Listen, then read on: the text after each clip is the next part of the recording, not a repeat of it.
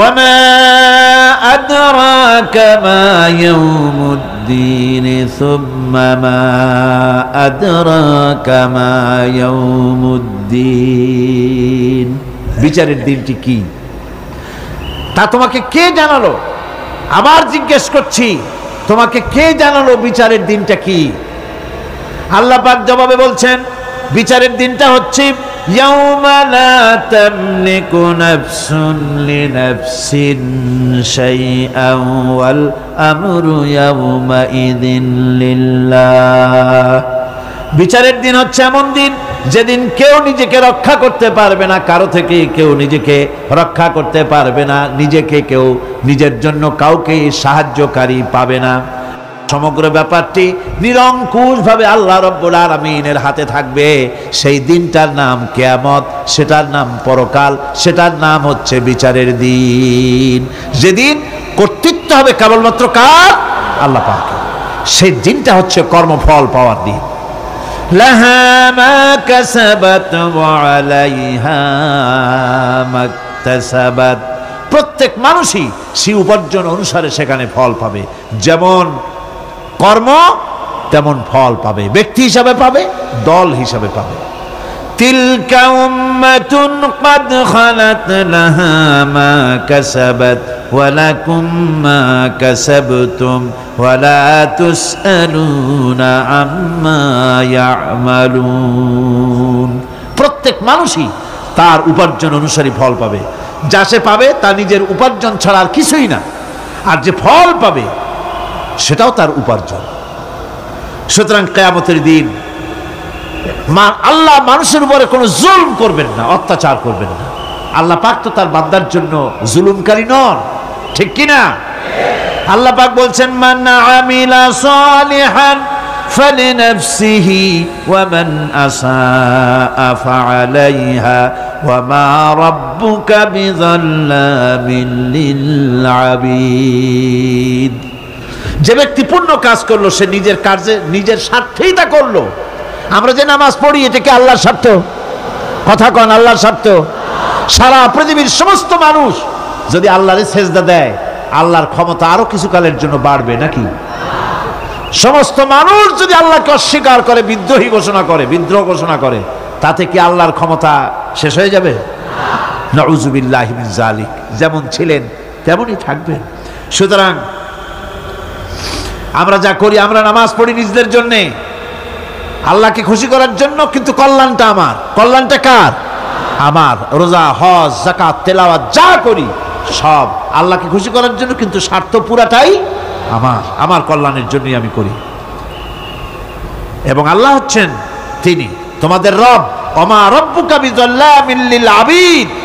তোমাদের রব হচ্ছেন তিনি যিনি বান্দাদের উপরে কখনো অত্যাচার করেন না, জুলম করেন না, মেহেরবানি দিয়ে যিনি ছেয়ে রাখেন, তিনি হচ্ছেন আল্লাহ পাক। সুতরাং সেই কিয়ামতের মাঠে আল্লাহ পাকের দরবারে আমাদের সকলকেই উঠতে হবে। আল্লাহ পাকের দরবারে আমাদের সামনে, আল্লাহ পাকের সামনে দাঁড়াতে হবে। সেদিন আমাদেরকে কেউ বাঁচাতে পারবে না। সেদিন আল্লাহ পাক এর দরবারে যেন আমরা আসামি না হই, সেজন্য এই পৃথিবীতে কোরআন অনুযায়ী আমাদের জীবন গড়তে হবে, সুন্নাহ অনুযায়ী জীবন গড়তে হবে। তাহলে পরকালে আল্লাহ পাকের কাছে নাজাত পাওয়া যাবে। বড় কঠিন জায়গা, বড়ই কঠিন জায়গা। যে ব্যক্তি আল্লাহর সঙ্গে বিদ্রোহ করেছে আর পরকালের জন্য পাথর জোগাড় করে নাই, দুনিয়াকে অগ্রাধিকার দিল, পরকালকে ভুলে গেল, তার জায়গা হলো জাহান্নাম। ওয়া আম্মা মান খাফা মাকামা রাব্বিহি ওয়া নাহান নাফসা আনিল হাওয়া ফাইন্নাল জান্নাতা হিয়াল মাওয়া। আর যে ব্যক্তি আপন প্রভুর সামনে উপস্থিত হওয়াকে ভয় করেছে এবং আপন প্রবৃত্তিকে লালসা মুক্ত করেছে, লালসার হাত থেকে রক্ষা করেছে, আল্লাহ রাব্বুল আলামিন কিয়ামতের দিন তার জন্য রেখে দিয়েছেন জান্নাত। ফাফরিশু বিল জান্নাতি ওয়ালবিসু বিল জান্নাহ। ও আমার ফেরেশতারা, আমার এই বান্দাকে জান্নাতের পোশাক পরাইয়া দাও আর কবরটাকে জান্নাতের বিছানা বিছাইয়া দাও। জান্নাতের পোশাক পরায় দাও, জান্নাতের বিছানা বিছায় দাও। ইলা মাদ্দা বাসারিহি, তার চোখের দৃষ্টি যতদূর যায় কবরটা ততটা প্রশস্ত করে দাও। এরপর বেহেশতের পোশাক পরাইয়া বেহেশতের বিছানা বিছায়া ফেরেশতা বলবে নম কানাউমুল উরুস, ঘুমিয়ে যাও। দুলামিয়া যেমন বাসর সজ্জায় নতুন বউ নিয়ে আরামে ঘুমায়, এরকম আরামে ঘুমায় যাও ইলা ইয়াউমিল কিয়ামা, কিয়ামত পর্যন্ত ঘুমায় থাকো, আরামে ঘুমিয়ে থাকবে। এরপরে সিংগায় ফুৎকার হবে, সিংগার ফুৎকারের আওয়াজে তার ঘুম ভেঙে যাবে, বলবে ইয়া ওয়াইলানা মান বা'সানা মিন মারকাদিনা, হায় আফসোস, আমার এত আরামের ঘুম থেকে কে আমাকে জাগ্রত করলো, আমার ঘুমটারে নষ্ট করলো কে? আওয়াজ আসবে হাদা মা ওয়াদার রহমান ওয়া সাদাকাল মুরসালুন, এটা হচ্ছে রহমানের সেই ওয়াদা, আর মুরসালিনরা নবীরা সত্য কথাই বলেছিলেন, সেই কিয়ামত অনুষ্ঠিত হচ্ছে। আমার বন্ধুগণ,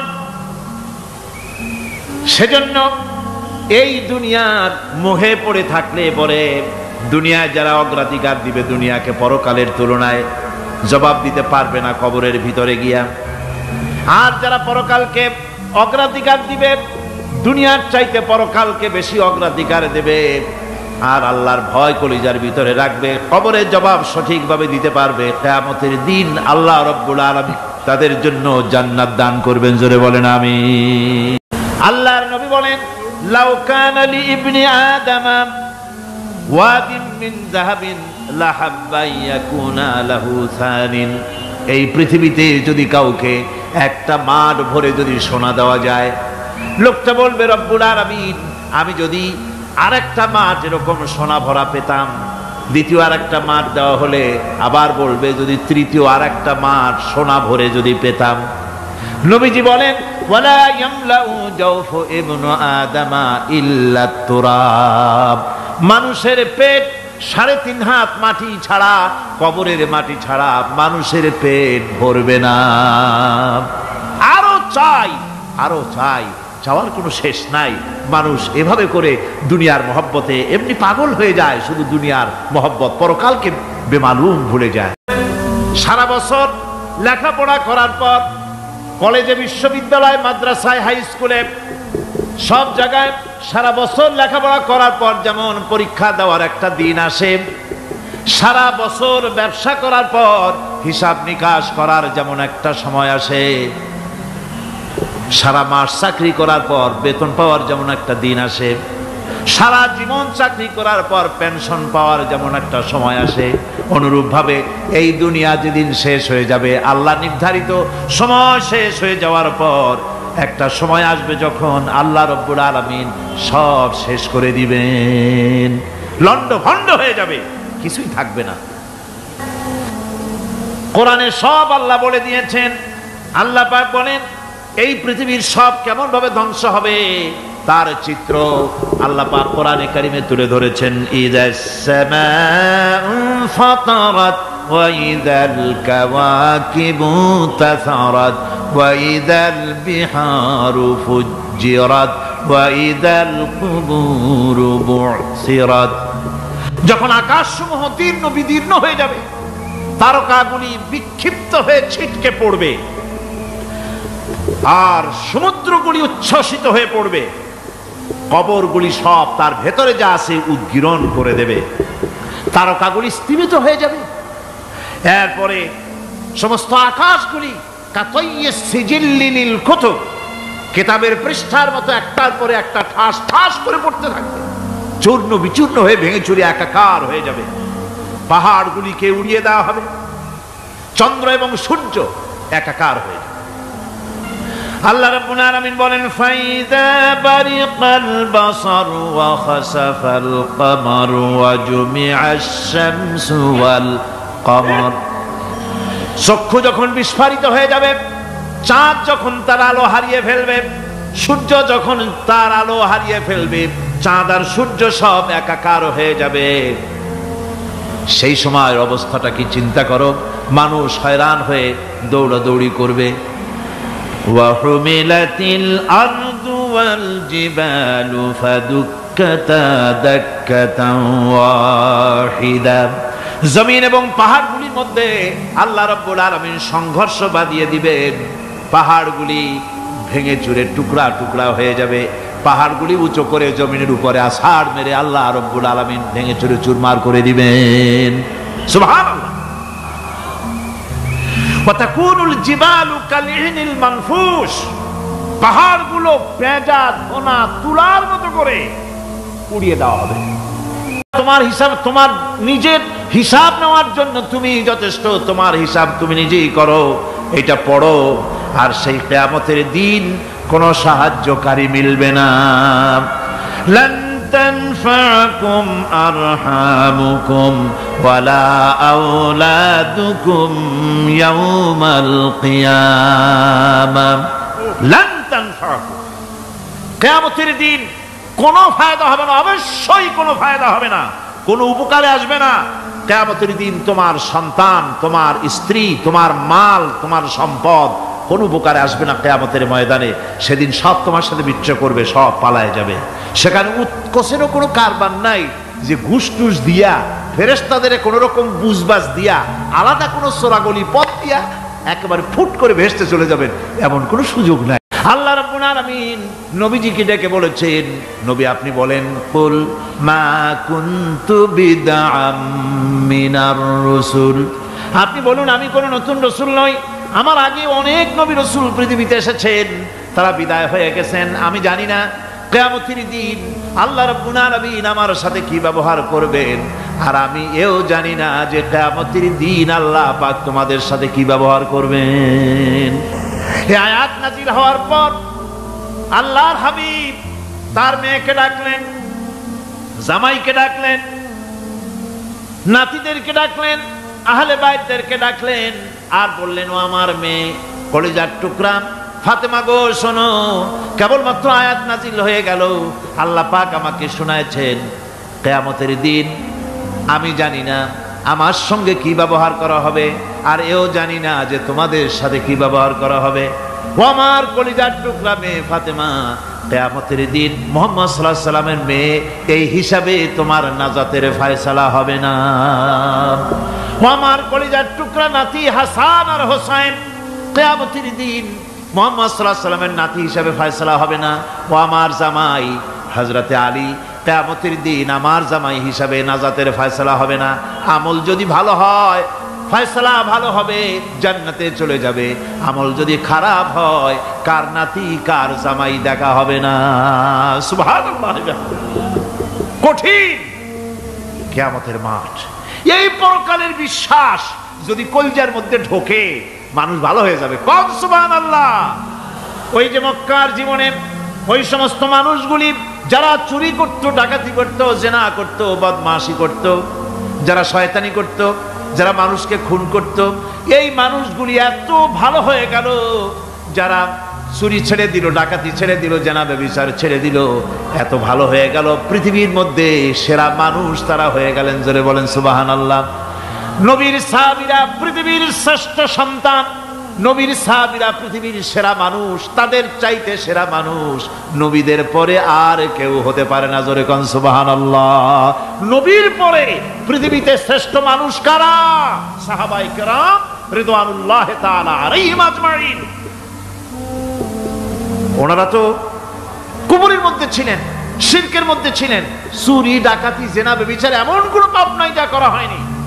তারপরে যখন আল্লাহর নবীর কাছ থেকে তাওহীদ, রিসালাত ও আখিরাতের দাওয়াত পেলেন, কি সোনার মানুষ এক একজন হয়ে গেলেন। সুবহানাল্লাহ।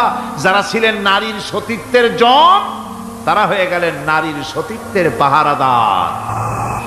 যারা মানুষের মাল চুরি করত, ডাকাতি করত, তারা রাতভর মানুষের মালের পাহারা দিল, মানুষের রক্তের পাহারা দিল। সুবহানাল্লাহ বিহামদি।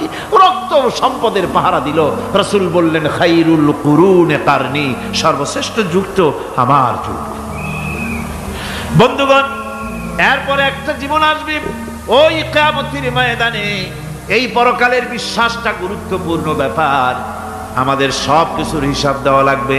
আল্লাহ পাক বলেন, ইন্নাস সামআ ওয়াল বাসারা ওয়াল ফুআদা কুল্লু উলাইকা আনহু মাসউলা। নিঃসন্দেহে মানুষের শ্রবণ শক্তি, দর্শন শক্তি এবং তার অন্তঃকরণের কল্পনা সম্পর্কে আল্লাহ রাব্বুল আলামিনের কাছে জিজ্ঞাসিত হতে হবে।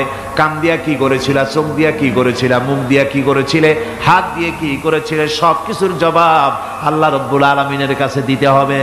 সবটার জবাব দিতে হবে, কোনো কিছু বাদ যাবে না। এমনকি মনের ভিতরে যে কল্পনা আমরা করি, এই কল্পনার হিসাবও আল্লাহর দরবারে দিতে হবে। কোরআনে কারীম বলছে, ওয়া ইন তুবদু মা ফি আনফুসিকুম আও তুখফুহু ইউহাসিবকুম বিহিল্লাহ। মনের ভিতরে তুমি যেটা কল্পনা করো সেটা প্রকাশ করো, অথবা তুমি গোপন রাখো, যাই তুমি করো না কেন আল্লাহ রাব্বুল আলামিন এর হিসাবও তোমার কাছে নেবেন। ফায়াগফিরু লিমান ইয়াশাউ ওয়া ইউআযযিবু মান ইয়াশাউ ওয়াল্লাহু আলা কুল্লি শাইইন কাদির। মহান আল্লাহ পাক বলেন, করার পর তোমার মনের ভিতরে কি কল্পনা করেছিলে ওইটার হিসাব আমি নেব। হিসাব নেওয়ার পর যারে খুশি ক্ষমা করে দেব, যাকে খুশি শাস্তি প্রদান করব। সব কিছুর উপরে আল্লাহ রব্বুল আলামিন শক্তিমান, সব তিনি করতে পারেন, সমস্ত কুদরত রয়েছে তার। সুতরাং মানুষদেরকে, আল্লাহর বান্দাদেরকে বিশ্বাস করতে হবে যে আমার কোনো কথা বাদ যাবে না, কথাগুলি রেকর্ড হচ্ছে, কথা রেকর্ড হচ্ছে। যারা নিজেদের পুঁজি খাটাইছে, জীবনের পুঁজি সুদ কামাইতে খাটালো, জীবনের পুঁজি খাটালো হারাম কামাইয়ের ভিতরে, অন্যায় কাজের ভিতরে, যারা জীবনের পুঁজিকে আল্লাহর দ্বীনের কাজে লাগাতে পারে নাই, তাদের সম্পর্কে বলা হচ্ছে হাসিরাত দুনিয়া ওয়াল আখিরাতা যালিকা হুয়াল খুসরানুল মুবিন। হাসিরাত দুনিয়া ওয়াল আখিরাত, দুনিয়াও ক্ষতিগ্রস্ত, আখিরাতেও ক্ষতিগ্রস্ত। এটা হচ্ছে তার জন্য সুস্পষ্ট ক্ষতি, এর থেকে বড় ক্ষতি আর কিছুই হতে পারে না। আল্লাহ পাক কোরআনে কারীমে অন্যত্র বলেছেন, وَنُنَزِّلُ مِنَ الْقُرْآنِ مَا هُوَ شِفَاءٌ وَرَحْمَةٌ لِلْمُؤْمِنِينَ وَلَا يَزِيدُ الظَّالِمِينَ إِلَّا خَسَارًا। আমি এই কোরআন অবতরণের পরিক্রমায় এমন সব বিষয় অবতীর্ণ করেছি যা মুমিনদের জন্য নিরাময় এবং তাদের জন্য রহমত, আর জালিমদের জন্য ক্ষতি ছাড়া আর কিছুই বৃদ্ধি পায় না। জালিমদের জন্য ক্ষতি বৃদ্ধি পায়, আর যারা মুমিন তাদের জন্য এর মধ্যে নিরাময় আছে, এর মধ্যে রহমত আছে। অর্থাৎ যারা এই কোরআনকে যারা নিজেদের আইনের কিতাব হিসাবে গ্রহণ করেছে, কোরআনকে তাবিজের কিতাব হিসাবে নয়, ধর্মীয় কিতাব হিসাবে নয়, কোরআন সংবিধান। কোরআন কি? কোরআনকে যারা সংবিধান হিসাবে মেনে নিয়েছে, কোরআনকে যারা সংবিধান হিসাবে গ্রহণ করলো, ব্যক্তি, পরিবার, সমাজ, রাষ্ট্রে, তাদের যাবতীয় মানসিক, বুদ্ধিবৃত্তিক, নৈতিক, তামাদ্দুনিক রোগের নিরাময় হবে, এর দ্বারা শান্তি হবে। কিন্তু যেসব জালিম এই কোরআনকে প্রত্যাখ্যান করেছি, কোরআনকে যারা মৌলবাদীদের কিতাব বলে, কোরআনের কথা বললে মৌলবাদ বলে গাল দেয়, তারা তাদের কপালকে পোড়াইয়া ছাই বানাইয়া দিছে। ইয়াকফুর বিত্তাগুতি ওয়া ইউমিন বিল্লাহি ফাকাদ ইসতামসাকা বিল উরওয়াতিল উসকা লা ইনফিসামা লাহা ওয়াল্লাহু সামিউন আলীম। যে ব্যক্তি তাগুতকে অস্বীকার করেছে, সর্বপ্রথম তাগুতকে অস্বীকার করতে হবে। আর এরপরে আল্লাহর উপরে যে ঈমান আনলো, ফাকাদ ইসতামসাকা বিল উরওয়াতিল উসকা, সে এমন এক শক্ত অবলম্বন ধারণ করলো যা তাকে কোনো কিছুই বিচ্ছিন্ন করবে না, ধ্বংস করে দেবে না। সুবহানাল্লাহ। এখন সত্যিকারের ঈমানদারের পরিচয়টা কি? কোরআনে কারীম সত্যিকারের ঈমানদারের পরিচয় এভাবে পেশ করতেছে, ইন্নামাল মুমিনুনা আল্লাযীনা আমানু বিল্লাহি ওয়া রাসূলিহি ثم لم يرتابوا وجاهدوا بأموالهم وأنفسهم في سبيل الله أولئك هم الصادقون ঈমানের দাবিতে সত্যবাদী কারা? ইন্নামাল মুমিনুনা আল্লাযীনা আমানু বিল্লাহি ওয়া রাসূলিহি, সত্যিকারের মুমিন তো তারা যারা নাকি ঈমান এনেছে আল্লাহর উপর এবং রাসূলের উপরে। এই ঈমান আনার পর সুম্মা লাম ইয়ারতাবু, এরপরে কোন সন্দেহে সে নিপতিত হয় নাই, কোন সন্দেহ তার মনের মধ্যে জায়গা পায় নাই, আর সে আল্লাহর রাস্তায় জিহাদ করেছে মাল দিয়ে, জান দিয়ে। উলাইকা হুমুস সাদিকুন, এরাই হলো ঈমানের দাবিতে সত্যবাদী। সুম্মা লাম ইয়ারতাবু, অথবা এক বিন্দু সন্দেহ মনের মধ্যে জায়গা দেয় নাই, অর্থাৎ ঈমান আনছি কার উপরে? আল্লাহর উপরে। কার উপরে? আর তার রাসূলের উপরে। আল্লাহ এবং রাসূলের উপরে ঈমান আনার পর যারা আল্লাহ এবং রাসূলের বিধান জীবনের সকল ক্ষেত্রে মানতে পারে নাই, তারাই সন্দেহে নিপতিত হয়েছে। কথা বুঝতে পেরেছেন? তাদের সন্দেহ এই কোরআন মানুষের জীবন, তার সম্পদ, তার রাজনীতি, তার অর্থনীতি পরিচালনা করতে পারে না। সেই জন্য ধর্মের ব্যাপারে কোরআন মানি, ধর্মের ব্যাপারে নামাজ আর রোজা মানি, কিন্তু রাজনীতিতে ধর্ম মানি না। এটাই হলো সন্দেহ। এটাই কি সন্দেহ, অবিশ্বাস।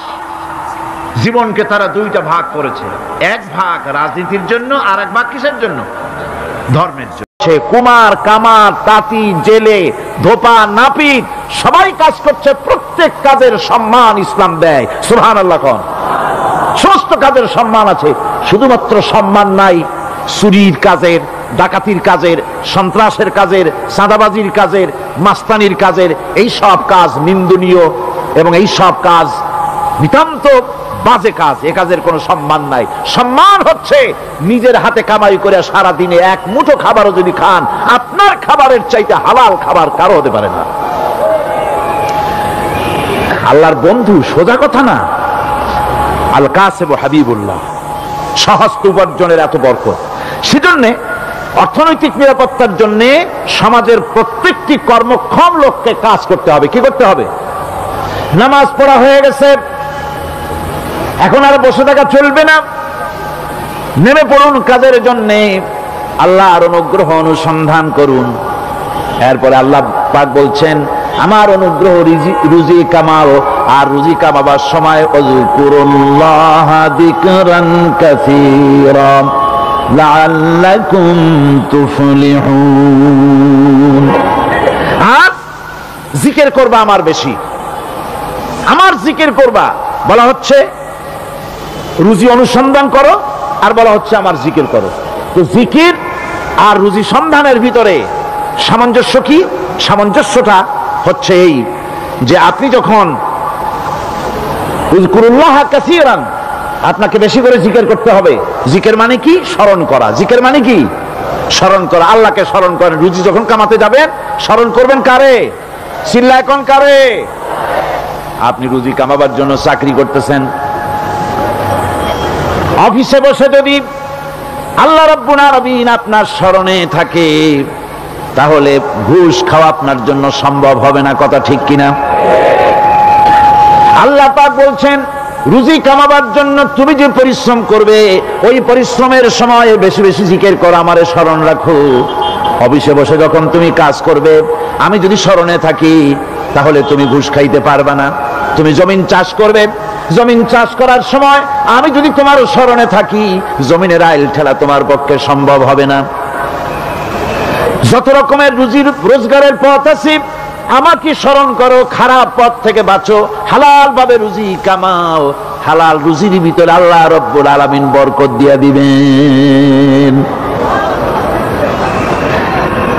আর কাজ করার জন্য বলা হয়েছে, রাসূল করিম সাল্লাল্লাহু আলাইহি ওয়াসাল্লাম বলেছেন, ইজা সাল্লাইতুমুল ফাজরা ফালা তানুমু আন তালবি আরযাকুকুম। ফজরের নামাজ পড়া হয়ে গেছে, ঘুমায়ও না। আমাদের একটা আম অভ্যাস হয়ে গেছে, ফজরের নামাজ পড়ে ঘুমানো। হাদিস শরীফে বলা হচ্ছে ফজরের নামাজ পড়া হয়ে গেছে, ঘুমায়ও না, রুজি তালাশ করো, রিজিক তালাশ করো, নিজের সাহায্য করো, অন্যকে সাহায্য করো, নিজের সংসারের জন্য কাজ করো, অন্যের জন্যও করো, হালাল ভাবে রুজি কামাই করে। বউকে একটা ব্লাউজ কিনে দিয়েছেন, একটা শাড়ি কিনে দিয়েছেন, বাচ্চাকে ক্লাসের বই কিনে দিয়েছেন, বাজার থেকে মাছ তরিতরকারি কিনে। অক্ষম ব্যক্তিদেরকে সহযোগিতা করবে, যারা নাকি উপার্জন করতে পারে না, ওই জাতীয় লোকদেরকে তারা সহযোগিতা করবে। ওয়াকফুলু গানিয়ুহুম ফাকিরাহুম, সেই সমাজের যারা নাকি সামর্থ্যবান তারা রোজগার করবে এবং গরিবদেরকে সহযোগিতা করবে। আল্লাহর নবী বলেছেন সে ব্যক্তি মুমিন নয়, সে ব্যক্তি মুমিন নয়, সেই ব্যক্তি মুমিন নয়। সাহাবায়ে কিরাম হতচকিত হয়ে উঠলেন, প্রশ্ন করলেন নবীজি কোন ব্যক্তি মুমিন নয়? আল্লাহর নবী বলেন যেই ব্যক্তি পেট পুরে আরাম করে ঘুমায় গেল এ কথা জানার পর যে তার প্রতিবেশী না খেয়ে শুয়ে আছে, ক্ষুধার যন্ত্রণায় কাতরাচ্ছে, এ কথা জানার পরে যেই মুসলমান ব্যক্তি আরাম করে পেট ভরে খেয়ে ঘুমায় সে কখনো মুমিনের দাবি করতে পারে না, মুমিন হতে পারে না। কত বড় কথা! ইসলাম মানুষকে তাগিদ করেছে তার প্রতিবেশীর উপরে লক্ষ্য রাখার জন্য, তার প্রতিবেশীকে লক্ষ্য রাখার জন্য, গরিব মানুষের প্রতি লক্ষ্য রাখার জন্য। রাসূল করিম সাল্লাল্লাহু আলাইহি ওয়াসাল্লাম বলছেন আইয়ু রাজুলিন মাতা দিয়ান বাইনা আগনিয়ায়ে ফাকাদ বারিয়াত মিনহুম জিম্মাতুল্লাহি ওয়া রাসূলিহি।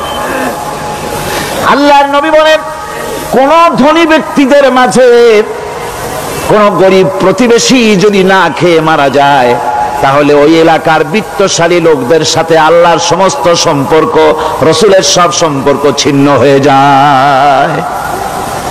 কে বলতে পেরেছে এত বড় কথা? মানুষের অর্থনৈতিক নিরাপত্তার জন্য কত বড় কথা বলেছে ইসলাম, বলেছে বিশ্বনবী জনাবে মুহাম্মদ রাসূলুল্লাহ সাল্লাল্লাহু আলাইহি ওয়াসাল্লাম। আল্লাহ রাব্বুল আলামিন বলেন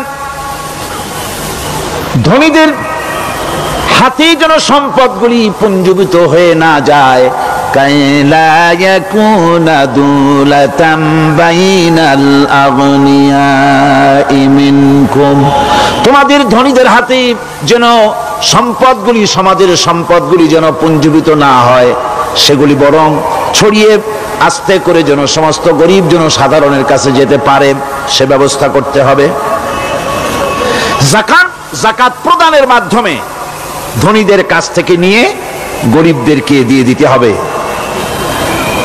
আর বুখারী শরীফের সারা ফাথুল বারীতে হাফেজ ইবনে হাজার আসকালানী রাহিমাহুল্লাহ তিনি বলেছেন যাকাত যদি ধনীরা না দেয়, যদি কেউ দিতে বাধা দেয়, ফামানিমতানা উখিযাত বিহি কাহরান, যদি যাকাত না দেয় জবরদস্তি করে যাকাত আদায় করে নিবে গভর্নমেন্ট।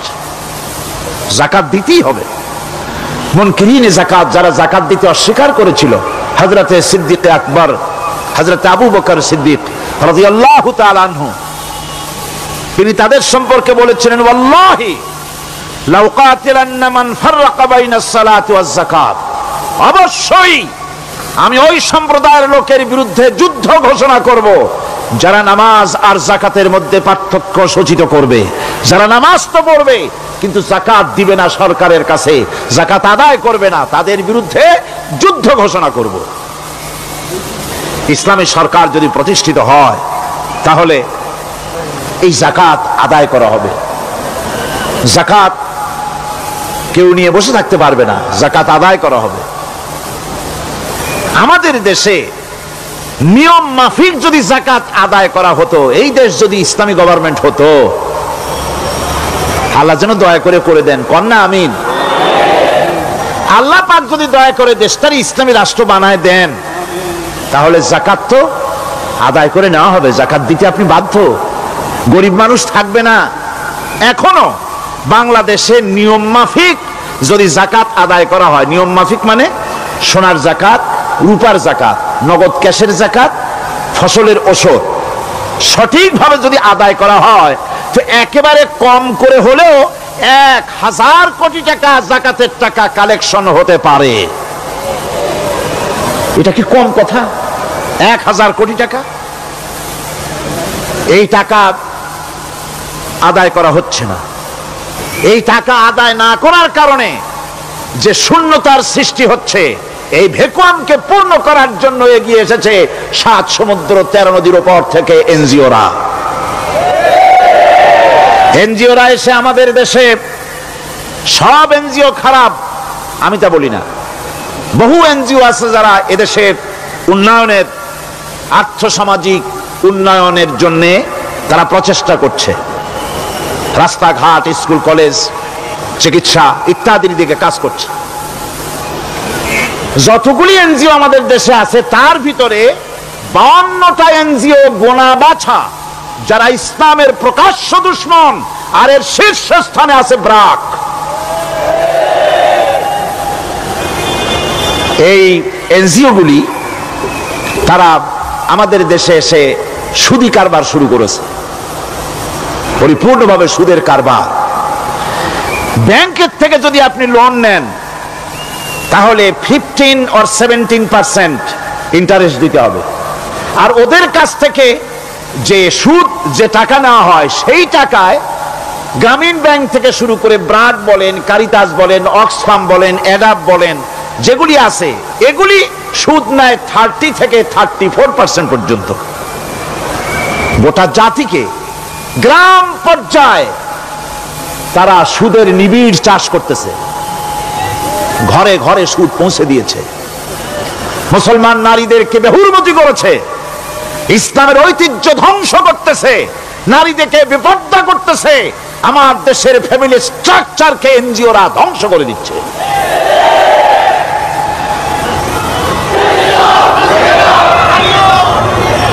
সুতরাং এনজিওরা এই সুযোগটা পেত না। যদি জাকাত কালেকশন করা হতো আর জাকাত দিয়ে, জাকাত যে সব জায়গায় খরচ করতে হয় সেই খরচ করার জায়গাগুলিতে সঠিকভাবে যদি ব্যয় করা হতো, এই অবস্থা হতো না। বাংলাদেশের সম্পদের অভাব নাই। যারা বলে বাংলাদেশ গরিব, আমি তাদের সাথে একমত নই। আক্ষরিক অর্থে বাংলাদেশ গরিব নয়, বাংলাদেশে সম্পদ আছে। বাংলাদেশে যে জিনিসটার অভাব সেটা হচ্ছে ইনসাফ ভিত্তিক বন্টনের অভাব। এখানে কেউ তো 1000 বিঘা জমির মালিক, বিঘা বোঝেন না কি কন আপনারা? কানি। কেউ তো 1000 কানির মালিক, আর কারো তো রান্নাঘর উঠাবার জায়গা নাই। কথাটাই ঠিক কিনা? কেউ তো শত শত কোটি টাকা, কত কোটি টাকা যে আছে তা হিসাব করে মাসখানেক লাগবে, গুনিয়া খুলতে পারবে না। আর কারো তো একটা ট্যাবলেট কেনার পয়সা নাই। সুতরাং আমার দেশে যেভাবে গরিব বলা হয় আক্ষরিক অর্থে ওইভাবে আমার দেশ গরিব নয়। আমাদের দেশে সম্পদ আছে, বহুত জমি অনাবাদি ফেলে রাখা হয়েছে। রাসূল করিম সাল্লাল্লাহু আলাইহি ওয়াসাল্লাম বলেছেন, সেই ব্যক্তির জমিন রাখার অধিকার নাই যে ব্যক্তি তা চাষের আওতায় না আনে। আছে না বহুত জমি পড়িয়া? আবাদযোগ্য জমি আমাদের দেশে আছে যা, তার 2,40,00,000 একর। আমাদের ভূমি সম্পদ রয়েছে। বনজ সম্পদ যা আছে সেটা হচ্ছে 32,53,860 একর জুড়ে বিরাট বনজ সম্পদ আমাদের আছে। ভূমি সম্পদ আছে, বনজ সম্পদ আছে। আমাদের রয়েছে পানি সম্পদ, প্রায় 250 নদী, 3,600 বর্গ মাইল জুড়ে নদীগুলো প্রবাহিত আছে। আমাদের পানি সম্পদ আছে। আমাদের গ্যাস সম্পদ আছে, যে গ্যাস অন্তত 100 বছর চলতে পারে। প্রত্যেক বাড়িতে বাড়িতে গ্যাসের সংযোগ দিলেও 100 বছরে ফুরাবে না। আলহামদুলিল্লাহ কইতে ইচ্ছা করে না? জোরে কোন আলহামদুলিল্লাহ। আমাদের গ্যাস সম্পদ রয়েছে, আমাদের মৎস্য সম্পদ আছে, পশু সম্পদ আছে, কৃষি সম্পদ আছে, আরো রয়েছে বিপুল জনশক্তি। জনশক্তিকে আজ সবচাইতে বার্ডেন মনে করা হয়। জনশক্তিকে বলা হয় বাংলাদেশের সবচাইতে বড় সমস্যা, জনশক্তি সমস্যা। এটা হচ্ছে যে সরকার আসে তারই ভূতে পায়, যে যায় লঙ্কা সে আর মানুষ হালে ফেরে না, মানুষগুলি তার জন্য জ্বালা। অথচ এই মানব শক্তি হচ্ছে শ্রেষ্ঠ শক্তি। ইউনিভার্সিটি জনমের মতো না বাড়াইয়া এখন তো ইউনিভার্সিটি দাবি করতেছে সকলে, গ্রামে গঞ্জে থানায় রান্নাঘরে সব জায়গায় আমাদের ইউনিভার্সিটি দাও। আর ইউনিভার্সিটির ফজিলত কি তা তো আমরা দেখতেইছি। এর থেকে বেশি করে পলিটেকনিক ইনস্টিটিউট, ভোকেশনাল ইনস্টিটিউট ইত্যাদি যদি বানানো হতো, ভিক্ষার হাতকে কর্মীর হাতে যদি পরিণত করা যেত, মানুষগুলিকে যদি কর্মক্ষম করা যেত, তাদেরকে যদি মডার্ন টেকনোলজি যদি শিক্ষা দেওয়া যেত, তাহলে এই মানব শক্তি রপ্তানি করে বা পৃথিবীর বিভিন্ন দেশ থেকে মূল্যবান বৈদেশিক মুদ্রা অর্জন করা যায়। সেটা না করে মানুষ হইছে জ্বালা, জনমের মতো এদেরকে মারো। এটা হচ্ছে ট্রেনের থার্ড ক্লাস প্যাসেঞ্জার্স মেন্টালিটি। সেটা কিরকম? সেটা হচ্ছে ট্রেনে যখন মানুষ চলে তৃতীয় শ্রেণীতে, একবার উঠে বসলে সে অন্যের জন্য জায়গা ছাড়ে না। জায়গা খালি আছে, আরেকজন আসে বললে ভাই আমার একটু বসতে দাও, কয় না ভাই এখানে লোক আছে। আসলে কিন্তু লোক নাই। আপনি যদি বলেন যে সেই লোক আসলে আমি জায়গা ছেড়ে দেবো, ততক্ষণ তো বসি। আপনি বসলেন, এরপরে আপনি তো বুঝছেন যে লোকটা ফাঁকি দিছে, ওই চিন্তা আপনার মধ্যেও ঢুকবে, আরেকজন আসবে, বসার জায়গা আছে, আপনি বলবেন না এখানে জায়গা নাই। ট্রেনের থার্ড ক্লাস প্যাসেঞ্জারদের যে মন মানসিকতা, বর্তমান মুসলিম দেশগুলির সরকার প্রধানেরা ঠিক ট্রেনের থার্ড ক্লাস প্যাসেঞ্জারদের চাইতেও থার্ড ক্লাস। মানব শক্তিকে কাজে লাগাবার চিন্তা না করে উল্টা চিন্তা তারা করছেন। এত সম্পদ থাকা সত্ত্বেও বাংলাদেশ আজ যে অভাব সৃষ্টি হয়েছে তা কৃত্রিম, এবং তা সৃষ্টি হয়েছে এটা এর একমাত্র দায়ী এর জন্য রাজনৈতিক ষড়যন্ত্র। রাজনৈতিক ষড়যন্ত্রের কারণেই এই অভাব সৃষ্টি হয়েছে। গোড়া থেকেই আমাদের দেশটি ষড়যন্ত্রের শিকার। প্রথমে ব্রিটিশ বেনিয়ারা 200 বছর পর্যন্ত গোলামির জিনজির পরিয়ে দিয়েছে। 200 বছর গোলামির পর দ্বিজাতি তত্ত্ব এবং মুসলিম সংখ্যাগরিষ্ঠতার ভিত্তিতে 47-এর আজাদি, তারপর পশ্চিমাদের শোষণ বঞ্চনা থেকে মুক্তি লাভের জন্য 71-এর আজাদি, এরপরে দেশের 90% হচ্ছে মুসলমান। 90% কারা? চিল্লায় বলেন না কারা? পৃথিবীর এই দ্বিতীয় বৃহত্তম মুসলিম জনগোষ্ঠীকে খ্রিস্টান আর ইহুদিরা তারা চেয়েছে জনগণকে খ্রিস্টান বানাতে। আমাদের দেশের জনগণকে তারা চায় খ্রিস্টান বানাতে। যারা কমিউনিস্ট তারা চায় আমাদেরকে নাস্তিক বানাতে। আর পার্শ্ববর্তী দেশের পেইড এজেন্ট যারা আমাদের দেশে আছে তারা চায় পৃথিবীর নিকৃষ্টতম কুফরি মতবাদ, ধর্ম নিরপেক্ষ মতবাদের মাধ্যমে গোটা জাতিকে ধর্ম থেকে দূরে সরিয়ে দিতে চায়। সুতরাং এই ষড়যন্ত্রের শিকার হয়ে আছে বাংলাদেশ। বাংলাদেশের এই আর্থসামাজিক প্রেক্ষাপটে ইসলামের বিধান ছাড়া, আল্লাহর দেওয়া বিধান ছাড়া এর কোনো মুক্তি নাই, এর নাজাতের কোনো পথ নাই। আল্লাহ রাসূল ক্ষমতা আরোহণ করলেন, রাষ্ট্রের মালিক হলেন, প্রেসিডেন্ট হলেন। রাসূলুল্লাহ কি হলেন? আল্লাহর নবী প্রেসিডেন্ট হলেন। সমাজের গরিব দুঃখীদের ব্যাপারে নবীজি বললেন, মান তারাকা মালান ফালওয়ারাসাতিহি ওয়া মান তারাকা দিয়ান আও কুল্লা ফালিয়াতিনি ফাইন্না মাওলাহু, রাওয়াহুল বুখারী। নবীজি বলেন, যে ব্যক্তি মারা গেল, মরে যাওয়ার পর তার যে সম্পদ থাকবে, এই সম্পদগুলি সে যে সন্তান স্ত্রী পুত্র যাদের রেখে গেছে তা তাদের জন্যে। আর যদি সে ঋণগ্রস্ত, যদি ঋণ অবস্থায় সংসারকে রেখে যে থাকে, তাহলে তার ঋণের বোঝা, ঋণের পরিশোধের দায়িত্ব আমি মুহাম্মদ সাল্লাল্লাহু আলাইহি ওয়াসাল্লাম নিয়ে নিলাম। সমাজের যার কোনো অভিভাবক নাই তার অভিভাবক আমি মুহাম্মদ সাল্লাল্লাহু আলাইহি ওয়াসাল্লাম। যার কোনো অভিভাবক নাই সেজন্য আমার কাছে চলে আসে।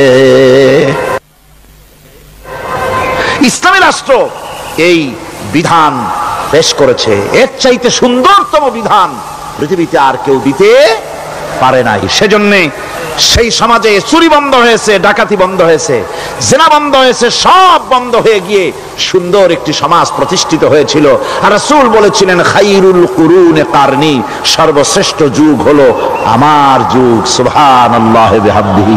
মানুষ দরজা খুলে ঘুমায়েছে, কারো ক্ষুধার কষ্ট নাই, পড়ার কষ্ট নাই, খাবারের চিন্তা নাই, চুরি ডাকাতির ভয় নাই, ভয় মুক্ত। ওই যে গতকাল বলেছিলাম যেমন একটা সমাজ আসবে, খাব্বাব চিন্তা করো না, আমি কসম করছি এমন একটা সমাজ প্রতিষ্ঠিত হবে যেই সমাজে চুরি ডাকাতি জেনা ব্যভিচার হত্যা ধর্ষণ কোনো ভয় থাকবে না। লা ইয়াখাফু ইল্লাল্লাহ, আল্লাহ ছাড়া কারো কোনো ভয়, মনের ভিতরে ভয় থাকবে না। ওয়ালাকিন্নাকুম তাস্তাজিলুন, তোমরা বড্ড তাড়াহুড়ো করতেছো, বেসবর হচ্ছো, সবর করো, তাড়াহুড়ো করো না, এমন সমাজ আসবে। রাসূলুল্লাহ এরকম একটা সমাজ গোটা পৃথিবীবাসীকে উপহার দিতে পেরেছিলেন না পারেন নাই? পেরেছিলেন কিনা? সেই কথাই আল্লাহ রাব্বুল আলামিনের কথার সঙ্গে বার মিলান।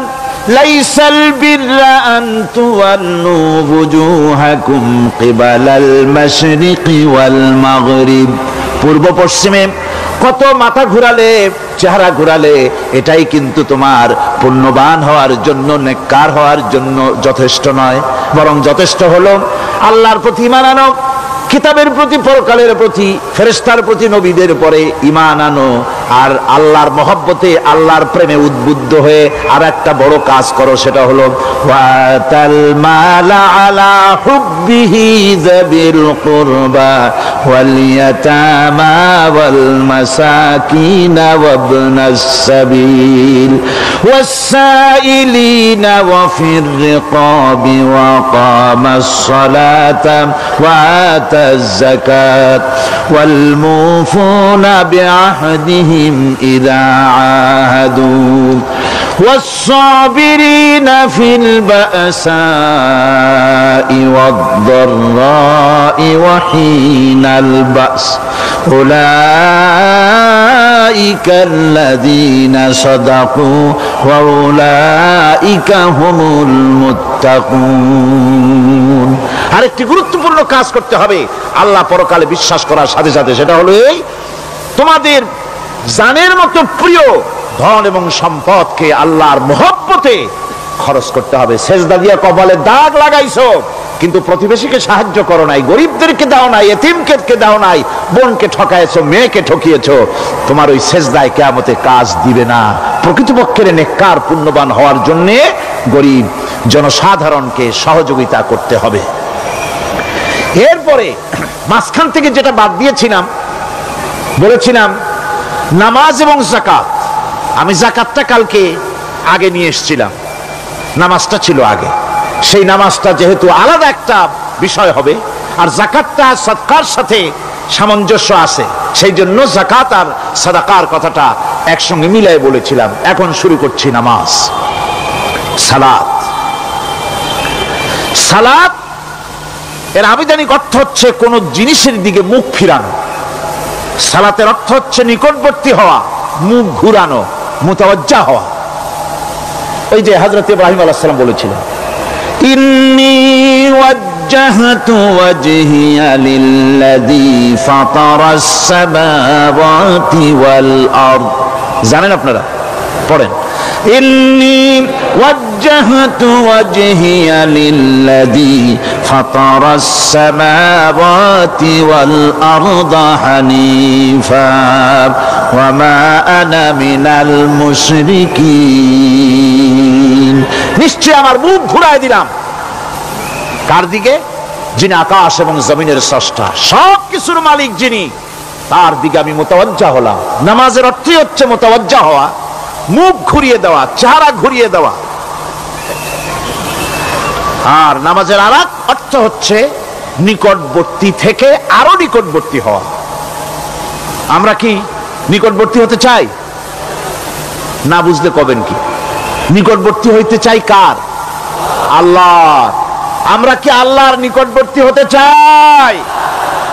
আল্লাহ রাব্বুল আলামিন বলেন, নিকটবর্তী হতে হলে ওয়াসজুদ ওয়াকতারিব, সেজদা দাও আর সেজদার মাধ্যমে আমার নিকটবর্তী হয়ে যাও।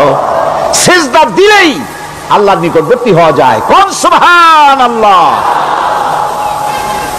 সাহাবী আল্লাহ নবীর সাহাবী প্রশ্ন করেছেন, নবীজি বান্দা কখন আল্লাহর নিকটবর্তী হয়ে যায়?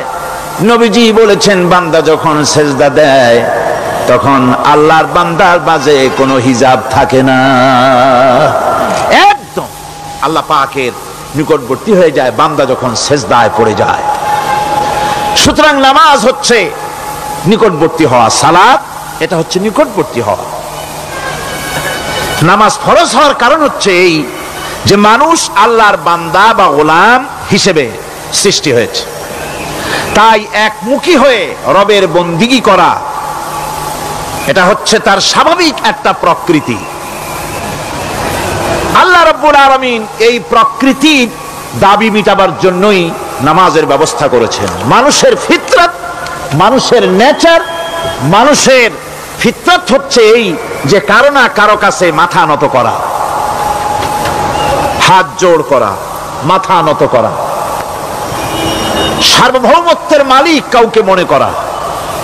হাত জোড় করতে হলে, মাথা নত করতে হলে, সার্বভৌমত্বের মালিক হিসেবে কাউকে গ্রহণ করতে হলে আল্লাহর বিকল্প কেউ আছে নাকি?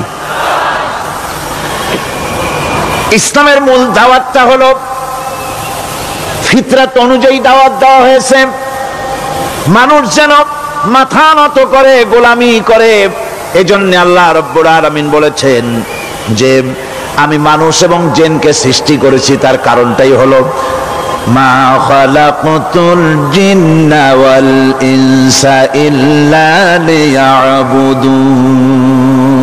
মানুষ আর জিন জাতিকে সৃষ্টি করা হয়েছে ইবাদতের জন্য, গোলামির জন্য। ইবাদত আর গোলামি এটাই করতে হবে, গোলামি করতে হবে, দাসত্ব করতে হবে। আর এই দাসত্ব, আল্লাহর আনুগত্যই গোলামির দাওয়াত দিয়েছেন দুনিয়ার সব নবীরা। কোন নবী বলেন নাই যে আমার গোলামি করো, কেউ বলেছেন? বলেন জোরে, কেউ বলেছেন? আল্লাহ পাক বলেন ওয়ালাকাদ বা'আসনা ফি কুল্লি উম্মাতির রাসূলা আন ইবুদুল্লাহা ওয়াজতানিবুত তাগুত। প্রত্যেক জাতির জন্য আমি রাসূল প্রেরণ করেছি, তারা মানুষকে দাওয়াত দিয়েছেন এই কথা বলে যে এক আল্লাহর গোলামি করো, তিনি ছাড়া কোনো ইলাহ নাই, আইনদাতা নাই, বিধানদাতা নাই, তার গোলামি, তার সামনে মাথা নত করে দাও। আর প্রত্যেক নবীর যুগেই নামাজ রোজা শরীয়তের মধ্যে ছিল, নামাজ রোজা কম বেশি প্রত্যেক নবীর জামানায় আল্লাহ পাক এটাকে বাধ্যতামূলক করেছিলেন। নামাজ রোজা যাকাত সব নবীদের জন্য বাধ্যতামূলক ছিল, তার উম্মতের জন্য বাধ্যতামূলক ছিল। নামাজ হচ্ছে তাওহীদের অবশ্যম্ভাবী এক বহির্প্রকাশ। তাওহীদের জন্য তাওহীদবাদী মানুষ যারা, তাদেরকে নামাজ আদায় করতেই হবে। আকীদা বিশ্বাসের দিক থেকে তাওহীদ যদি হয় পুরা দ্বীনের মূল উৎস, তাহলে আমলের দিক থেকে নামাজ হচ্ছে পুরা দ্বীনের মূল ভিত্তি। নামাজ হচ্ছে আমলের মূল ভিত্তি, এর বাস্তবায়ন ছাড়া দ্বীন পূর্ণ হয় না। নামাজ মুমিনের কেবলমাত্র একটি উত্তম আমলই নয়, বরং নামাজ হচ্ছে ইমানের মূল ভিত্তি। যার কাছে নামাজ নাই তার কাছে কিছুই নাই। রাসূল করিম সাল্লাল্লাহু আলাইহি ওয়াসাল্লাম বলেছেন যে নামাজ যে ব্যক্তি পড়ে না, আল্লাহ পাকের সাথে তার কোনো সম্পর্ক বাকি থাকে না। সুতরাং এই নামাজটা হচ্ছে এই যে একমাত্র একাগ্র চিত্তে আদবের সাথে আল্লাহর সামনে রুজু হয়ে যাওয়া। কোরআনে কারীম বলছে মুনিবিনা ইলাইহি ওয়াত্তাকুহু ওয়াকিমুস সালাতা ওয়া লা তাকুনু মিনাল মুশরিকিন। তোমরা আল্লাহর দিকে রুজু হয়ে যাও এবং তাকে ভয় করে অন্যায় কাজ থেকে বিরত থাকো, আর নামাজ কায়েম করো, মুশরিকদের অন্তর্ভুক্ত হয়ে যেও না। নামাজ কায়েম করা, নামাজের আদেশ কোরআনে কারীমের মধ্যে আল্লাহ পাক বহু জায়গায় করেছেন। ইমানের পর নামাজই হচ্ছে সবচেয়ে বড় জরুরি। একজন মানুষ ইমান আনলো, যেমন কালকে একজন ইমান এনেছে, ইমান আনার সাথে সাথে তার প্রথম কাজ কি বলুন? বলেন প্রথম কাজ কি? ফজরের নামাজের আগে একজন ইসলাম কবুল করলেন, তার প্রথম দায়িত্ব নামাজকে আদায় করে দেওয়া, ফজরের নামাজ পড়া। জোহরের আগেই কেউ ঈমান আনলো, তার প্রথম দায়িত্ব জোহরের নামাজ আদায় করা। আসরের নামাজের আগে ঈমান এনেছে, তার প্রথম দায়িত্ব হলো আসরের নামাজ আদায় করা। তার মানে হলো ঈমান আনার পর একজন ঈমানদারের প্রথম দায়িত্ব হচ্ছে নামাজ। গুরুত্বপূর্ণ বিষয়, খুব ভালো করে শুনতে হবে, ইয়াদ রাখতে হবে প্রত্যেকটি মুসলমানের। এই নামাজ কি জিনিস, কেমনে আদায় করতে হবে, আদায় না করলে কি হবে, গুরুত্বপূর্ণ এই কথাগুলি প্রত্যেকের স্মরণ রাখতে হবে। হযরত মূসা আলাইহিস সালামকে আল্লাহ রাব্বুল আলামিন ওহী প্রদান করলেন। যেদিন ওহী দিলেন, ওহী দিয়ে সেই মুহূর্তে আল্লাহ পাক তাকে শোনালেন, ইন্নানি আনাল্লাহ লা ইলাহা ইল্লা আনা ফা'বুদনি ওয়া আকিমিস সালাতা লিযিকরি।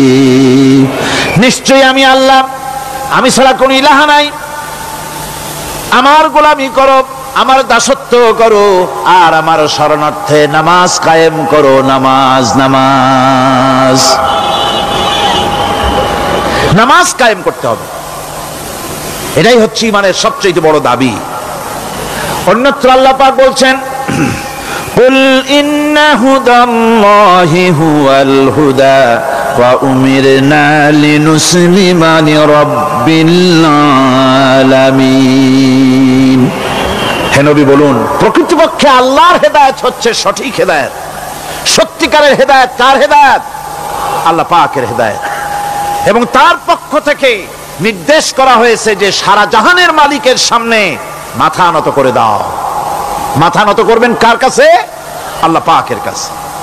ওয়া আনাকিমুস সালাতা ওয়াত্তাকুহু ওয়া হুয়াল্লাযী ইলাইহি তুহশারুন। আর নামাজ প্রতিষ্ঠা করো, আল্লাহ রাব্বুল আলামিনের ভয়তে সমস্ত অপরাধমূলক কাজ থেকে, অসামাজিক কার্যকলাপ থেকে বিরত থাকেও। আর একদিন মনে রেখো, তোমাদের সকলকেই আল্লাহ রাব্বুল আলামিনের দরবারে উপস্থিত হতে হবে। নামাজ ঈমান থাকা না থাকার প্রমাণ। ঈমান আছে কি ঈমান নাই এর প্রমাণ কি? নামাজ। আল্লাহ পাক বলছেন, ফালা সাদ্দাকা ওয়ালা সাল্লা ওয়ালাকিন কাযযাবা ওয়া তাওয়াল্লা। কিন্তু না সে সত্য মেনে নিল, আর না সে সালাত আদায় করলো, বরং সত্যকে মিথ্যা মনে করে ফিরে গেল। নামাজটাই হচ্ছে একজন মানুষের, সে মুমিন না কাফের তা প্রমাণ করার জন্য, এটাই হচ্ছে মূল কথা। কিয়ামতের দিন মানুষ যে জাহান্নামে যাবে, জাহান্নামের জন্য, জাহান্নামে যে সব কারণে যাবে তার মধ্যে বড় কারণ, কালকে বলেছিলাম, দেখি মনে আছে নাকি, বড় কারণ কয়টা? কয়টা? আলহামদুলিল্লাহ মনে আছে। আল্লাহ রাব্বুল আলামিন বলেন, ইয়াতাসাআলুনা আনিল মুজরিমিন। কিয়ামতের দিন অপরাধীদেরকে জিজ্ঞেস করা হবে, মা সালাকাকুম ফি সাকার, জাহান্নামে কেন আসছো?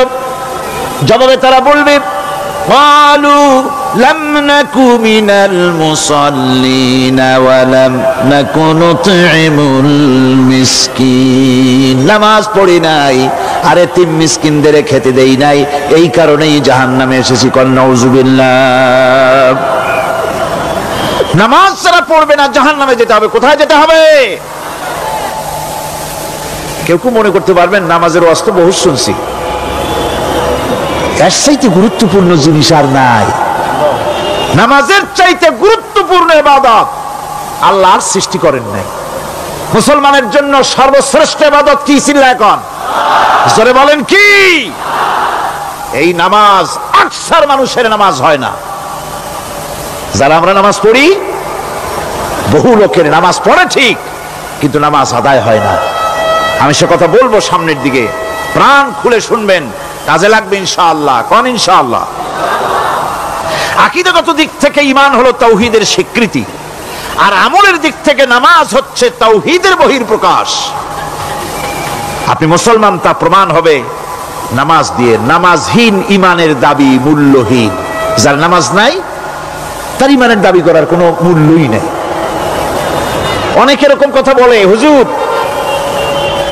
আমি মানুষটা নিতান্ত খারাপ না, যাই মনে করেন, গ্রামে রাস্তা বানাইছি, ব্রিজ করে দিয়েছি, কালভার্ট করেছি, এতিম মিসকিনদের তাও মাঝে মধ্যে খাবার দেই।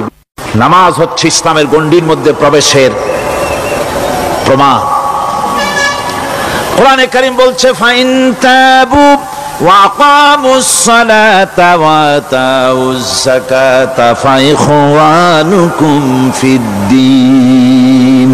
সূরা তওবা এসেছে, তারা যদি তওবা করে আর নামাজ কায়েম করে, যাকাত যদি আদায় করে, তাহলে এখন তোমাদের সে দ্বীনি ভাই, এখন ভাই হয়ে গেল। একটু আগে ছিল কাফের মুশরিক, এখন তোমার দ্বীনি ভাই। দ্বীনের গণ্ডির মধ্যে প্রবেশ করা, কলেমা পড়ার সাথে সাথেই নামাজ। নামাজ হচ্ছে দ্বীনের প্রধান গেট, দ্বীনের প্রধান তোরণ। দ্বীনের মধ্যে প্রবেশ করার জন্য এই গেট দিয়ে প্রবেশ করতে হবে। সুতরাং এই নামাজের এতই গুরুত্ব দেওয়া হয়েছে। ইসলাম যদি ক্ষমতায় আসে, আল্লাহ যেন এনে দেন, জোরে কোন আমিন। ইসলাম যদি ক্ষমতায় এসে যায়, রব্বুল আলামিন তাফসীরের মাহফিল, কোরআন সামনে নিয়ে আশা করে তোমার দরবারে দোয়া করি, এই বিশাল জনসমুদ্রের দোয়া কবুল করো মাবুদ গো, এই বাংলাদেশকে ইসলামের দেশ বানাইয়া দাও। দেশটা যদি ইসলামের হয়ে যায়, আইন যদি আল্লাহর হয়, শাসন যদি সৎ লোকেরা করে, রব্বুল আলামিন কোরআন শরীফে বলেন, তাহলে তারা 4টা কাজ করবে। আল্লাযীনা মাক্কান্নাহুম ফিল আরদ আকামুস সালাতা ওয়া আতাউজ যাকাত ওয়া আমারু বিল মারুফি ওয়া নাহাউ আনিল মুনকার। মুমিনরা ক্ষমতায় এসে প্রথম যে কাজটা করবে, প্রথমে ক্ষমতায় এসেই নামাজ বাধ্যতামূলক করবে। প্রথম কি? ওয়াজ নসিহতে অনুরোধ করা হবে না, বাবাজিরা আল্লাহর রাস্তায় নামাজটা পড়ে না। রেডিও এবং টেলিভিশনের মাধ্যমে রাষ্ট্রপ্রধান অর্ডার করে দিবেন, আজ থেকে বাংলাদেশের 12 কোটি তাওহীদি জনতা, নারী পুরুষ যারা আকেল বালিগ, সকলের জন্য নামাজ বাধ্যতামূলক, নামাজ পড়তেই হবে। এটা অর্ডার। বেলা যখন 1টা বেজে যাবে, বেলা যখন 1টা বাজবে, সমস্ত মসজিদে আজান শুরু হয়ে যাবে। আজানের সাথে সাথে অফিস, আদালত, কল কারখানা, ক্ষেত খামার, শিক্ষাঙ্গন সব ডেডলক হয়ে যাবে। আধা ঘন্টার জন্য বন্ধ হয়ে যাবে। যারা মুসলমান অফিসে, কলেজে, ইউনিভার্সিটিতে, সর্বত্র তারা নামাজের জন্য প্রস্তুতি নেবেন। আধা ঘন্টার ভিতরে নামাজ আর খানা সেরে আবার কলেজ চলবে, বিশ্ববিদ্যালয় চলবে, কল চলবে, কারখানা চলবে, ক্যান্টনমেন্ট চলবে, সেক্রেটারিয়েট চলবে, সব আপন গতিতে চলতে থাকবে। আল্লাহর রহমত, বরকত আকাশ ফেরে নাজিল হয়ে যাবে। আর এই অর্ডার যে দেওয়া হবে, নামাজ পড়বেন, সেখানে থানায় যখন আজান হবে, থানায় আজান হয়ে গেছে, থানার স্টাফ, পুলিশ যারা আছে জামাতে খাড়া হয়ে যাবে, ইমামতি করবেন ওসি সাহেব। এসপির অফিসে এসপি সাহেব ইমামতি করবেন, ডিসি সাহেব তার অফিসে ইমামতি করবেন, মন্ত্রী সেক্রেটারিয়েট ইমামতি করবেন, প্রেসিডেন্ট বঙ্গভবনে ইমামতি করবেন, বিশ্ববিদ্যালয়ের ভাইস চ্যান্সেলরের ইমামতিতে সে জায়গার মুসলমান ছাত্র ছাত্রী, শিক্ষক শিক্ষয়িত্রী এক জামাতে নামাজ আদায় করবে। এই যদি হয়, চিত্র দেশের অপরাধ থাকবে। থানায় ওসি সাহেব নিজেই যদি জামাতের ইমামতি করেন, এইভাবে নামাজ আদায় করেন, পুলিশদের নিয়ে জামাতে, ঘুষ আর খাবে তারা? এসপি সাহেবের অফিসে, ডিসি সাহেবের অফিসে মন্ত্রীরা যদি ভাবে নামাজ কায়েম করে, তাহলে কি অন্যায় অপরাধ কিছু থাকবে সমাজে? থাকবে না। সুতরাং নামাজ বাধ্যতামূলক করে দেওয়া হবে। নামাজ বাধ্যতামূলক, সকলকে নামাজ পড়তে হবে। নামমাত্র মুসলিম জাতির রাষ্ট্র ক্ষমতা গ্রহণ করাই হলো ইসলামী শাসন ব্যবস্থা নয়। ইসলাম ক্ষমতায় গিয়া অমুসলিমদের উপরে শাসন জারি করবে, আর অন্যান্য সরকারের মতো আমোদ ফুর্তি করে রাস্তাঘাট বানায় এটা না এসিতে শুয়ে থাকবে, তা না। রাস্তা হবে, ঘাট হবে, কলেজ হবে, সব হবে, কিন্তু যারা মুসলমান তাদেরকে নামাজ পড়তে হবে। গোটা জনগণকে শাসক আর শাসিত উভয় গোলাম হবে আল্লাহ। উভয় গোলাম হবে কার? তখন প্রেসিডেন্টের বাবার ক্ষমতা নাই নিজের কোন আইন চালু করে, পার্লামেন্টের বাবার ক্ষমতা নাই ইসলামের বিরুদ্ধে টু শব্দটি করতে পারে। সেখানে শাসক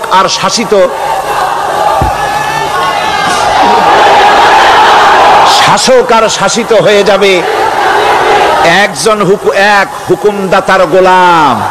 সেই হুকুমদাতাকে ইনিল হুকুমু ইল্লা লিল্লাহ আলা লাহুল খালকু ওয়াল আমর। প্রেসিডেন্ট থেকে শুরু করে শাসক আর শাসিত সব আইন মানবে ওই আল্লাহ রাব্বুল আলামিনের, যিনি এই তামাম জাহান সৃষ্টি করেছেন। সৃষ্টি যার আইন চলবে সেই আল্লাহ রাব্বুল আলামিনের, এবং তার আইনের সার্বিক অনুসরণ করে চলতে হবে সকলকে। এক কথায় ইসলামী সরকারের সমস্ত ক্ষমতা ব্যয় হবে নামাজ কায়েম করা আর যাকাত আদায় করার ব্যাপারে। নামাজ যদি কায়েম হয়ে যায়, যাকাত যদি আদায় করা হয়, দুঃখ, দারিদ্র, কষ্ট কিছুই থাকবে না, বেকার সমস্যা থাকবে না। সমস্ত বেকারদেরকে চাকরি না পাওয়া পর্যন্ত বেকার ভাতা দেওয়া হবে। বুড়ো মানুষেরা যখন বুড়ো হয়ে যায়, ছেলের কাছে আদর নাই, বউর কাছে কদর নাই, আর ছেলে বউ বদদোয়া করতে থাকে, বুড়েরা মরে না কেন? আছেন আমাদের সমাজে। ইসলামী সরকার এলে পরে এই বৃদ্ধ মানুষদের ব্যবস্থা করা হবে। তাদের প্রতি এই ধরনের অসদাচরণ কেউ করতে সাহস পাবে না। সুতরাং নামাজ প্রতিষ্ঠা এবং যাকাত আদায় হলেই সমাজের অন্যায় অবিচার যা আছে তার 12 আনাই বিলুপ্ত হয়ে যাবে। কোন আলহামদুলিল্লাহ। তখন চাকরিতে প্রমোশন হবে নামাজের ভিত্তিতে। এখন প্রমোশন হয় কে কত ঘুষ খাইতে পারে, কে কত সরকারের দালালি করে বিবেকের বিরুদ্ধে বিরোধী দলকে বেশি করে পেটাতে পারে, এর উপরে ভিত্তি করে প্রমোশন হয়। ইসলামী সরকার যখন আসবে, ইসলামী সরকার যখন প্রতিষ্ঠিত হয়ে যাবে, তখন চাকরির প্রমোশন নির্ভর করবে তার সুন্দর চরিত্র আর নামাজের পাবন্দির উপরে ভিত্তি করে। সমাজে দুঃখ দুর্দশা থাকবে, যেরকম থাকবে থাকবে। আমার ভাইয়েরা, নামাজ হচ্ছে আল্লাহ রাব্বুল আলামিনের সাহায্য লাভের একমাত্র মাধ্যম। আল্লাহর কাছে যদি সাহায্য পেতে চাই তাহলে নামাজ লাগবে। লাগবে কি কোন? وَلَقَدْ أَخَذَ اللَّهُ مِيثَاقَ بَنِي إِسْرَائِيلَ وَبَعَثْنَا مِنْهُمُ 12 نَقِيًّا وَقَالَ اللَّهُ إِنِّي مَعَكُمْ لَئِنْ أَقَمْتُمُ الصَّلَاةَ। আল্লাহ পাক বলেন, বনী ইসরাইলদের নিকট আমি ওয়াদা নিয়েছিলাম, তোমরা যদি মানুষদেরকে অসামাজিক কার্যকলাপ থেকে যদি তোমরা ফিরাইতে পারো, মানুষদেরকে অসামাজিক কার্যকলাপ থেকে তোমরা ফিরাবে। 12টা গোত্রের জন্য 12 জন নকিব নির্দিষ্ট করে দেওয়া হলো, তাদের দায়িত্ব দেওয়া হলো। মানুষদেরকে, সমাজের লোকদেরকে অন্যায় কাজ থেকে তারা ফিরাবে, ভালো ভালো কাজ করার জন্য তাদেরকে আদেশ করবে, অসামাজিক অধর্মীয় কাজ থেকে বাঁচাবার চেষ্টা করবে। এইটা যদি তোমরা করো তাহলে আমি তোমাদের সাথে আছি। শর্ত হলো একটা, তোমাদেরকে নামাজ কায়েম করতে হবে। নামাজ যদি কায়েম করো আমার মদদ তোমাদের জন্য অবধারিত হবে। নামাজ প্রতিষ্ঠা করলেই আল্লাহর সাহায্য লাভ করা যায় জীবনের সকল ক্ষেত্রে। নামাজ হচ্ছে অপকর্মের প্রতিবন্ধক। নামাজ পড়লে অন্যায় কাজ থেকে বাঁচার পথ। অন্যায় থেকে বাঁচাই কিসে? নামাজ। আল্লাহ রাব্বুল আলামিন বলেন, উতলু মা উহিয়া ইলাইকা মিনাল কিতাবি ওয়াকিমিস সালাম ইন্নাস সালাতা তানহা আনিল ফাহশাই ওয়াল মুনকার। হে নবী, এই কিতাব তেলাওয়াত করো, যা তোমার প্রতি অবতীর্ণ করা হয়েছে, এই কিতাব তেলাওয়াত করো আর নামাজকে প্রতিষ্ঠা করো। নিঃসন্দেহে নামাজ মানুষকে পাপাচার থেকে বাঁচায়া দেয়। অশ্লীলতা, পাপাচার থেকে মানুষকে বাঁচায় কে? জোরে চিল্লায় কোন কে? নামাজ। এই নামাজ মানুষকে অন্যায় কাজ থেকে বাঁচায় দেয়। নামাজ যে মানুষকে অন্যায় কাজ থেকে বাঁচায়, কেমনে বাঁচায়? আমরা যে নামাজ পড়ি এই নামাজে তো আমাদেরকে অন্যায় কাজ থেকে বাঁচাইতে পারে না। নামাজি বহুত মানুষ আছে অন্যায় করে, করে কিনা কোন না করে না করে, নামাজি অথচ অন্যায় করে। আর আল্লাহ বলছেন নামাজিকে, নামাজ তাকে অশ্লীলতা থেকে ফিরায়। তাহলে কথা কারটা ঠিক? আল্লাহটা। জোরে বলেন কারটা ঠিক? অবশ্যই আমার আল্লাহর কথা হক। আমি ভুল করতেছি, আমি যেন কোথাও ভুল করতেছি, সামথিং ইজ রং, কোথাও যেন আমরা ভুল করে বসতেছি, সেই ভুলটা কি আমরা আবিষ্কার করতে চেষ্টা করবো ইনশাআল্লাহ। প্রথম যে কথাটা সেটা হচ্ছে এই যে আমরা যা নামাজে পড়ি আমরা তা বুঝি না। কথা ঠিক কিনা?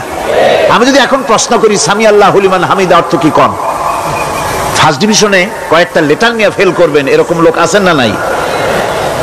সুবহান রাব্বিয়াল আলা অর্থ কি জানি না, সুবহান রাব্বিয়াল আযীম অর্থ কি জানি না, দোয়া কুনুত অর্থ কি জানি না, তাশাহুদ অর্থ কি জানি না, সূরা ফাতিহার অর্থ কি জানি না। এমন কি উযুর মধ্যে কয়টা ফরজ তাও অনেকের জানা নাই। কথা কি বেশি বললাম না ঠিক বলছি? একজনে জিজ্ঞেস করলো, মিয়া উযুতে কয় ফরজ? কয় হুজুর কি মনে করেন যে বুঝি জানি না? এটা তো সাধারণ ব্যাপার, বলেন না কয় ফরজ? কয় উযুতে তো 17 ফরজ। কি কি? কয় হাত ধোয়া, পাও ধোয়া, মুখ ধোয়া, নাক ধোয়া, চোখ ধোয়া, জিহ্বা ধোয়া, মাথা ধোয়া। বলতে বলতে গুনে দেখা গেল প্রায় 19টার মতো বলছে। বলা হলো, মিয়া বললেন আপনি উযুতে ফরজ 17টা, কইলেন আপনি 19টা। কয় হুজুর জানি আরো, বলি না আপনাদের ভয়তে। উযু জানে না, নামাজ জানে না, তাকে এই নামাজ কেমনে ফিরাবে অন্যায় কাজ থেকে? কথা বুঝতে পেরেছেন? নামাজে কি পড়ি? নামাজে দাঁড়ায় গেলাম, আল্লাহু আকবার অর্থ কি? চিল্লায় কন্না আল্লাহু আকবার। এরকম না, মুসলমানের মতো গলা ছেড়ে দিয়ে চিৎকার দিয়ে বলেন আল্লাহু আকবার। এই আল্লাহু আকবার, আল্লাহ সর্বশ্রেষ্ঠ, তার চাইতে বড় আর কেউ নাই। এই কথা দিনরাত 24 ঘন্টার ভিতরে শত শতবার বলি, একবার দুইবার না, শত শতবার বলি আল্লাহ সর্বশ্রেষ্ঠ। এই কথা বলার পরেও মনের মধ্যে অন্য কেউ বড় হয়, আল্লাহর বড়ত্ব যেভাবে মুখ দিয়া বলি ওইভাবে কার্যত পালন করি না। নামাজে আল্লাহু আকবার বললাম, এরপরে সানা পড়লাম, তারপরে সূরা ফাতিহা পড়লাম। সূরা ফাতিহার ভেতরে যে সমস্ত কথাগুলি বললাম সেই কথাগুলি বুঝি না, কি বলেছি তাও জানি না। এরপরে সুবহান রাব্বিয়াল আলা বলেছি, সুবহান রাব্বিয়াল আযীম বলেছি, সামি আল্লাহু লিমান হামিদা বলেছি, অর্থ কি জানি না। আল্লাহ তা শুনতে পান, যে ব্যক্তি আল্লাহর প্রশংসা করেন তিনি তা শুনতে পান। নামাজের মধ্যে আইডিয়া দেওয়া হচ্ছে, তুমি যে আল্লাহর জন্য নামাজ পড়তেছো, প্রশংসা করতেছো, এটা এমন নয় যে আল্লাহ পাক দেখছেন না বা শুনতেছেন না। তুমি যা বলতেছো, প্রশংসা করতেছো, আল্লাহ পাক তা শুনতে পাচ্ছেন। সামি আল্লাহু লিমান হামিদা, সুবহান রাব্বিয়াল আলা, আমি মহান সর্বশ্রেষ্ঠ আল্লাহ রাব্বুল আলামিনের পবিত্রতা ঘোষণা করছি, আমি তার প্রশংসা করছি। সূরা ফাতিহার কি আমরা বলি আপনারা ব্যাখ্যা দেখে বুঝে নিয়েন, সেগুলি আমি এখানে বলে বাকি কথা সব শেষ করতে পারবো না। এরপরে আমরা নামাজের মধ্যে দোয়া কুনুত পড়ি। সেই দোয়া কুনুতে যে কি ওয়াদাটা করি, অন্তত আমার তো মনে হয় সাধারণ মানুষের মধ্যে 99.9 লোকেরা জানে না দোয়া কুনুতে কি পড়ে, অর্থ বোঝে না। দোয়া কুনুতের মধ্যে বলা হচ্ছে আল্লাহুম্মা ইন্না নাস্তাঈনুকা, আয় আল্লাহ আমি তোমার কাছে সাহায্য চাই। কার কাছে সাহায্য চাই? আল্লাহর কাছে সাহায্য চাই। নামাজের ভিতরে বলতেছেন, এই কথা যদি অর্থ আপনি জানতেন যে তোমার কাছে সকল ব্যাপারে সাহায্য চাই তোমার কাছে, এই কথাটা যদি মনে প্রাণে বুঝতেন, তাহলে দুনিয়ায় কোনো মাজারে গিয়া মরা জিন্দা মানুষের কাছে গিয়া নিজের ছেলে মেয়ে চাইতেন না, চাকরির উন্নতি চেতেন না। আপনি নামাজের ভিতরে বলতেছেন আপনার কাছে, আয় আল্লাহ আপনার কাছে সর্বপ্রকারের সাহায্য আপনার কাছে চাই। নামাজের ভিতরে কিসের মধ্যে বলতেছেন? বিশ্বাস যদি করতেন, যদি বুঝতেন, তাহলে যত বড় পীর আসুক দেশ থেকে আর বিদেশ থেকে, সন্তান চাওয়ার জন্য পাগল হয়ে পায়ের উপরে পড়ে থাকতেন না, আল্লাহর কাছেই চাইতেন। কার কাছে চাইতেন? এরপরে বলতেছেন আস্তাগফিরুকা, তোমার কাছে ক্ষমা চাই, গুনাহ করেছি, অনেক গুনাহ করেছি, তোমার কাছে ক্ষমা চাই, কারণ সাহায্য করতে পারো তুমি, গুনাহও মাফ করতে পারো তুমি। গুনাহ মাফ করার ক্ষমতা কি আছে পৃথিবীর কারো?